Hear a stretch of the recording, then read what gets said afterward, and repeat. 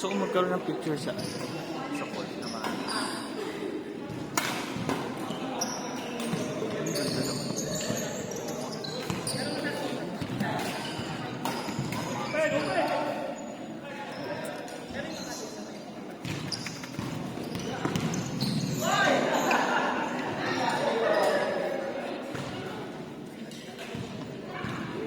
Bago ba yun?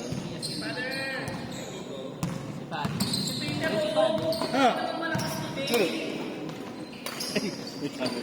Bakit? May record. Paririnig ka? Naririnig ako. Ang kailangan mo sa Wala na. alam ko naman na. Parang lahat naman yata yun ang dilema.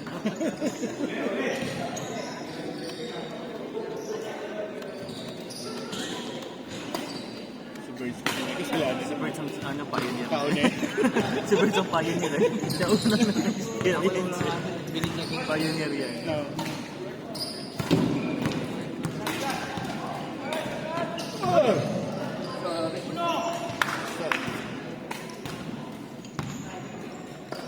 Ini kong ha? Pero bit mo pinagawa mo. Meron lang siya kasama. Diba? May kasama lang siya baba. Ikaw naman na nito. Yung bis naman ito mag-change. Wala madali naman. Kakastan. Oy! Sayang.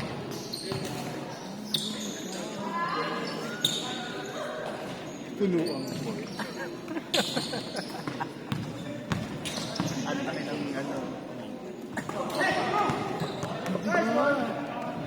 Pang-igib yun. Kaya Oy!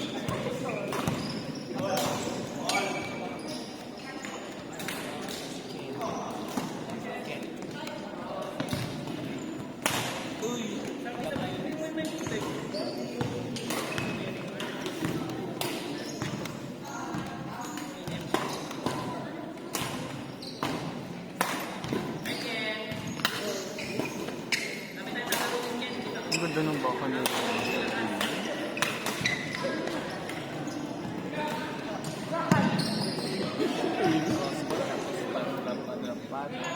Tapos may power pa. Bigyan pa ng Kaya sabihin sana ako na May record. Papamute na lang natin.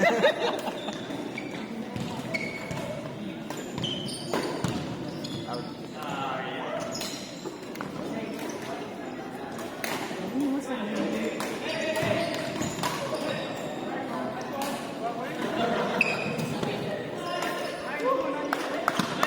Si tsaka si Jason ang pareho ng galaw. Iba yung galaw.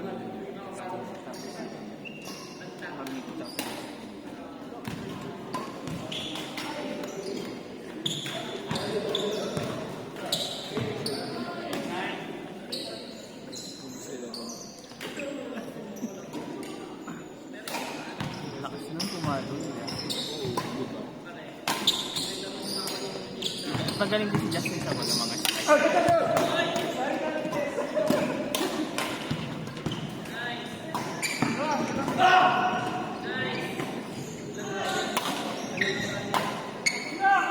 Yan, si Pastor Gini tsaka si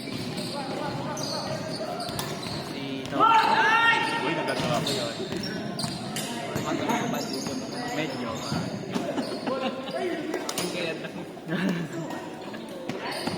Si Master Gini tsaka si Joe pa rin.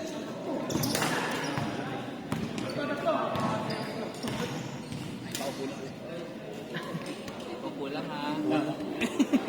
Quiet, behave. Peter, behave. I'm not talking. Audience pa man din siya. Followers yan, hindi yun. Malapit na magka number 1 fan batch yun. Ito si Linden. Trabaho. Ayun. Saan ka Sa Rizal Ata.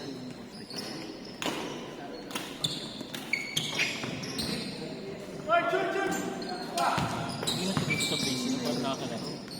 Sa bracing, parang hindi nakalaro. Ay. Nasa research naman. Pero nung talabing ba ito? Okay.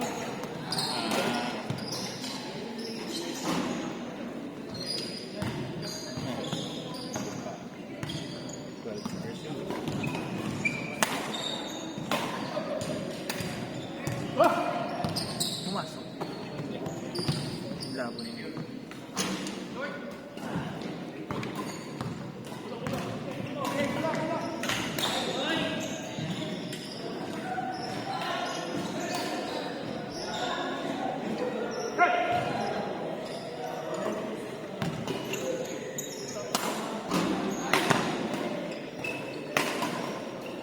Grabe naman yung sa mga.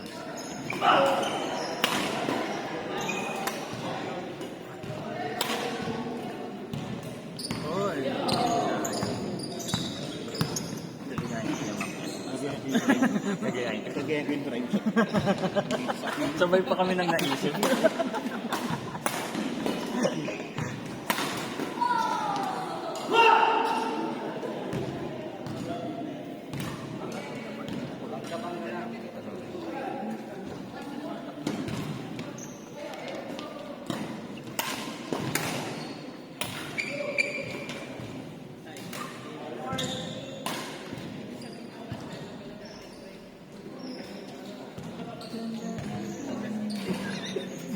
Umuuna.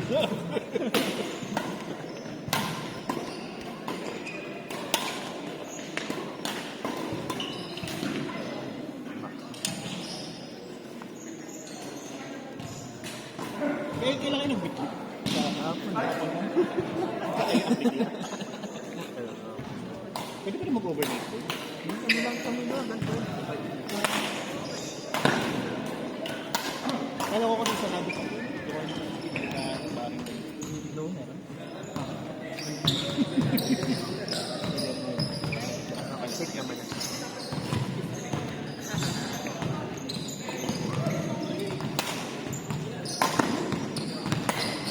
Kailangan pag may masaya, tayo na muna siyang umampas bago ako.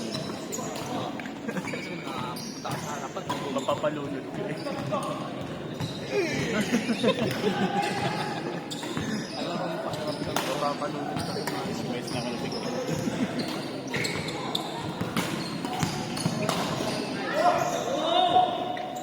Say! Ay, sorry. Yan,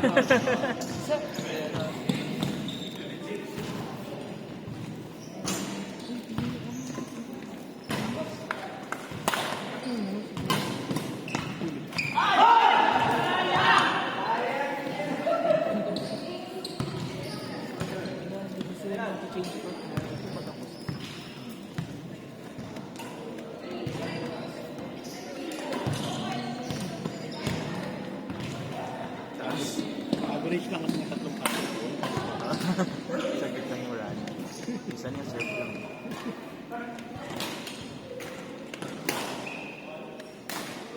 Oh!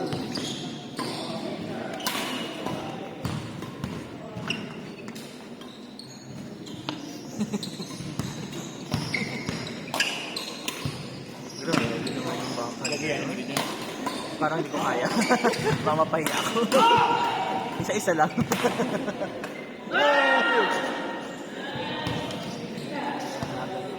Ganda ng laban.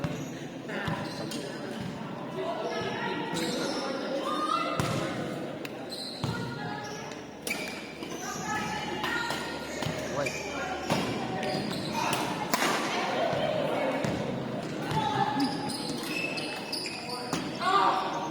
Grabe pa naman. Long.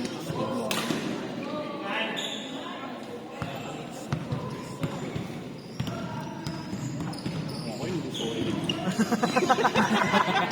Advance na. Hindi na muli, sorry. Hindi ka abot. Hindi pa nadidikit sa raketa, sorry. Nakakbang ng isa. Sorry.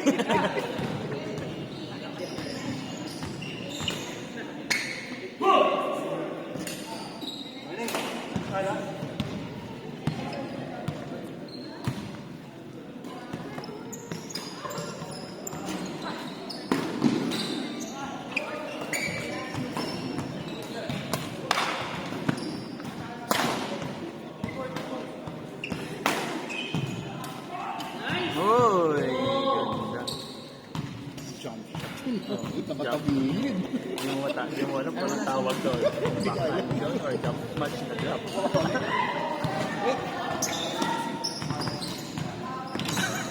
Napainom si Engineer. Dextrose. Tapos ang dinadala yung shot.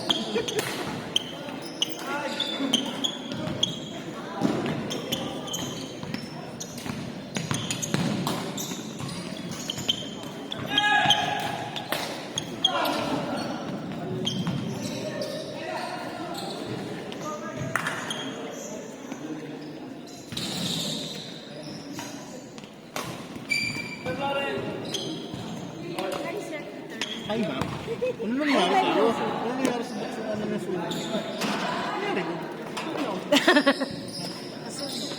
Isa lang gano'n. Sa pag-light. Nagpalit ako ng pag-light. Maging kabit. Siguro hindi na ikabit ng maayos. So, 1 week na siya. 1 week na siyang nakakabit. Ayun. Mag-short check. Siguro. Kasi nasa flyover kami ng Malaya. Umusok. Akala ko, nagtuturo yung, buti na nga lang traffic. Nagtuturo yung nakamotor na, tinuturo yung, ano namin, yung right side. Akala ko, tambutso ng sinusunod ng sasakyan. Kayo na pala. Kasi puti yung usok. Usually gano'n naman, di ba? Sound ko sa puti. Sabi ko, Kasunod may pula na apoy. hindi, itim na. Ayaw sunog. Sabi ko, imposibleng umuusok yung sasakyan niya kasi bago. Walang plaka eh. Wala pang drive doon? Wala po ako. Kasama ko yung bunso at saka yung kaibigan niya. Kasi nanonood nga kami ng PNG at saka Batang Pino. Eh, wala pang minuto. Umitim bigla yung usok. Tapos sabi ko sa kaibigan, tulog, ginising ko, tintin-tingising. Sige, buksan mo nga yung bintana, sabi ko sa kanya. Silipin mo nga kung ano yung umuusok, sabi ko sa kanya. Pag-gising ni Leslie, buksan niya yung bintana. Tamang-tama, pagbukas niya ng bintana, mataas na yung kita ko na. Labas na. Tapos sabi ko sa kanya, akala ko nung una, overheat. Hindi mo naman pa yung overheat. Papatay na lang natin. Sabi ko nga, samahan mo nga ako, sabi ko sa kanya. Sabi ko sinara. Tapos hindi niya rin naibalik sara yung bintana. Hindi na kumagana ba? Hindi na kumagana. Wala lang sa'yo. Yung bumaba kami, nagpanik na ako, nagsisigaw na ako ng tulong kasi hindi ko alam anong gagawin kasi mag-as na yung apoy, nakpas na sa hood. Pinatay ko agad yung sasakyan. Buti nga nasa nasa Patinuan pa. yung hindi ako wala sa na pabayaan ko sa sasakyan o iwanan gano'n. Basta yung nasa isip ko, pinatay ko yung ilaw, makina. Pero hindi ko kasi alam tanggalin yung battery eh. Saka buo pa yung Oo. Nagsisigaw ako, ikot ako sa tapos na. Buti na lang yung mga kasabay kong mga nakamotor, mga kotse, huminto sila. At saka traffic. Tapos naglabasan sila ng mga ilaw, mga tubig. Binuhusan nila ng tubig pero hindi na ako. Buti na lang yung isang kotse, may fire extinguisher. Yun. Tapos, nung naapula na yung apoy, pinabuksan sa akin yung wood. Kasi hindi naman nila alam buksan kasi sa loob yung bukas. Binuksan ko yung wood. Tapos, buti na nga lang malapit na kami sa opisina ni Chini. Mga less than 1 kilometer. Sa pinakagitna kami ng flyover ng Kalayaan. Yung, tapos siya, di ba sa globe? Sinalubong niya yun, tinakbuhan niya yun, sa oras. lakad. Kasi traffic eh. Yun. Yung security personnel, mga officer nila, umikot naman, pinuntahan kami kasi 6 ng gabi na yun eh, padilim. Walang ilaw dun sa taas. Padilim. Ayun. Tapos na-rescue kami mga 12 o'clock ng gabi. Gabi. 6 hours kayo doon. Kasi yung mga nagmag-rep, hindi na makapasok. Traffic, tapos nahihirapan sila. Hinanap kami nila, hindi nila kami mahanap-hanap yung mga nag-rescue na sa ilalim. Nandun kami sa taas. Ikot na naman sila ulit. Wala, ang hirap ng talagang oras. Tapos naghanap ng mga investigasyon. Tapos hanap pa ng totoo. Ang mahal, 30 na minute pala, 1,000. Pag hindi na lang isa. Sa Makati, Sa kasa. sa Kasa. Kasi electrical eh. Tapos, nung nung na-rescue na kami, tinaw na kami, sinakay na sa taas. Sasakyan. Sinara na yung likod. Pagdating doon sa Kasa, binuksan namin, hindi na mabuksan. Yung likod, hindi na mabuksan. Nakalak na. Nakabukas yung bitana eh, hindi na isara. Nag-autolock na siya. So, ibig sabihin mga ilang seconds na lang na kung hindi ka pa kami nagbaba or Wala kayo sa loob. nalak pa sa posible. Dire-diretso pa yung Close circuit na yung buong. oo. Kasi malapit na talaga siya sa malapit na siya doon sa air filter, yung apoy. Naumpisa na sunog yung heat pipe. Tsaka ang bilis. Electrical. Tapos ang pa din. Merong may part. Ang nakabukas yung bitana namin, kung saan yung bitana nakabukas na kapag tumalog ka, tagos ka doon sa ilalim. Ang kulay. Tindi ng trauma. Maraming doon. Oo. Hanggang ngayon, pag nakaamoy ako ng amoy ng parang wire na susunog, inaamoy-amoy ko kaagad yung kasi di ba nilabas na namin sa Kasa yung sasakyan. Kasi electrical lang pinagawa namin dahil mahal sa Kasa yung buo eh. Kasi brand new lang kakabit nila. So, binigyan naman kami ng option na sila gagawa ng electrical. Tinanggal lahat na buong harness na ito. Pinalitan lahat. Tapos, yung sa 50. Tapos, yung headlight kasi, palitan ko. Saka yung mga bumper, palitan. Nasa 100 plus. Pero nagawa na.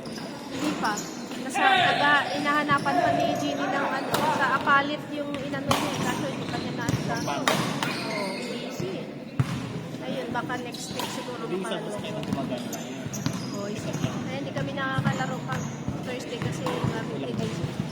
Nagamit ko pag-araw, pero na-drive ko na ulit eh. Kaso hindi ko siya magamit sa gabi. Walang ilaw yung right side. Hindi pa ikinapit. Kasi nga, Yung dapat... Montero, taga na nga. Hindi naman siya as in na-pa-expectual yung under. Umandar naman siya. Wala namang naano sa kanya. Yung electrical lang talaga. Pero ano ba ipapalitan yung mga nasa loob na nasunog? Pinalitan lahat. Hindi, pero yung ano yung papalitan sa kapatid? Yung parang nasunog yung bumper nun. Okay.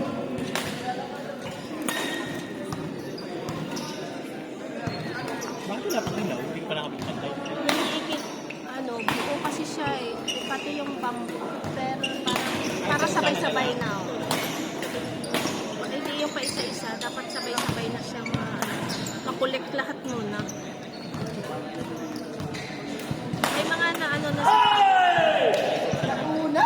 Kaso dapat buo. Ginalangat kayo nakakagusto.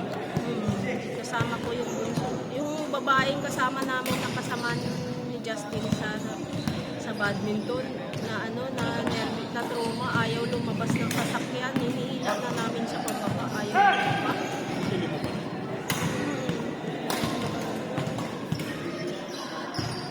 Ito yung tsura niya eh. Sinabi ng mga backlight na nagbalik. Ito yung tsura niya. Nababiyahe ko na siya, mga tao nakatingin. Kasi mo, ganun yung sticker. Hindi, laki eh. Kahit dito, abot eh. Oo. Abot eh. Napalitan na siya. Safe na siya i-drive. Yung ilaw lang. Ilaw lang. Yung bumper. Saka wala siyang aircon. Wala may aircon. May naubos daw yung freon. Ano lang okay? May leak pa. May singaw ata. Saka yung Hindi naman May isa pa. May isa pang may singaw sa kanya yung condenser. Okay. Mahal yun eh, naka 25,000. Kasi yun, nung naibangga ni Jason yun, naibangga niya yun nung 2000, bago mag-pandemic. Naibangga niya, nakabangga siya ng Motor. kotse, matanda, na nauna sa kanya, biglang huminto kasi may tumawid na estudyante sa Marikina. May biglang tumawid na tatlong batang estudyante. Siyempre, huminto bigla yung kotse. Wala din iiwan. Eh, nakadikit siya doon. Nagulat siya, biglang huminto. Hindi niya na naano kasi nakadikit siya dahil biglang nag-go eh. Yan. Sa pool. Wasak. 100 din yung gamit. Tapos, ginagawa namin kasi na lumaylay yung ano niya eh. Lumaylay yung condenser niya yung pinalitan kasi parang nayupi-upi yung sa loob.